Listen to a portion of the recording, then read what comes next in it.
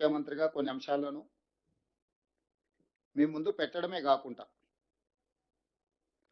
తప్పులకు పాల్పడిన వాళ్ళు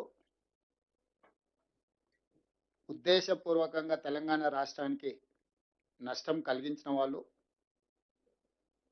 ఈరోజు ఆ సమస్యల్ని పరిష్కరించి తెలంగాణ ప్రజలకు ముఖ్యంగా రైతాంగానికి న్యాయం చేద్దామని ఈ ప్రభుత్వం చేస్తున్న ప్రయత్నాన్ని సమర్థించకపోయినా పర్వాలేదు.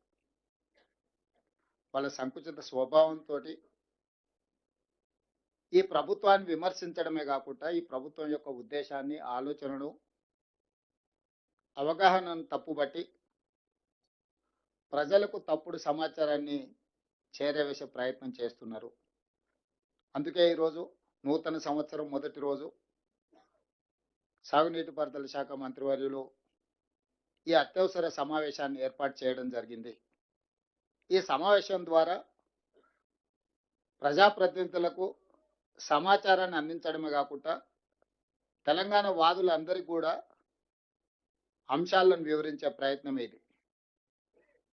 ఈరోజు తెలంగాణ రాష్ట్ర ఏర్పాటే నీటి హక్కుల కోసం ఏర్పడిన రాష్ట్రం. తెలంగాణ రాష్ట్ర ఉద్యమ నేపథ్యాన్ని పరిశీలిస్తే అది ఇప్పుడైనా ఎప్పుడైనా ఈ ప్రాంత ప్రజలు, ఈ ప్రాంత ప్రజాప్రతినిధులు, తెలంగాణ వాదులు మొట్టమొదట బలంగా వాదన వినిపించిందే జలాల గురించి, నీళ్ల గురించి. నీటి కోసం కొట్లాటనే ప్రత్యేక తెలంగాణ రాష్ట్ర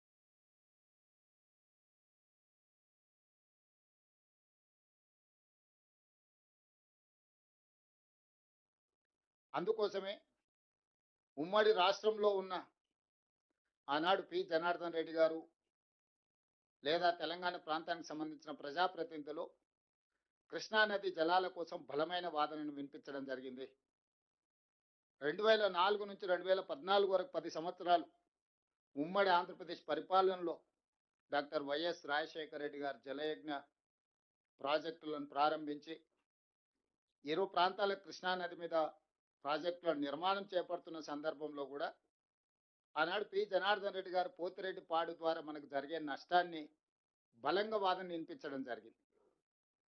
ఆ రోజు ఉమ్మడి రాష్ట్రంలోనే సొంత పార్టీని, సొంత ప్రభుత్వాన్ని కూడా ప్రశ్నించి తెలంగాణ హక్కుల కోసం కాంగ్రెస్ పార్టీ, ఈ ప్రాంతానికి సంబంధించిన ప్రజాప్రతినిధులు ఒక ఉద్యమంగా కార్యక్రమాన్ని ముందుకు తీసుకెళ్ళి వాళ్ళే కాదు తెలంగాణ రాష్ట్ర ఏర్పాటు ప్రక్రియలో ఈ ప్రాంతానికి సంబంధించిన రాజ్యసభ సభ్యులు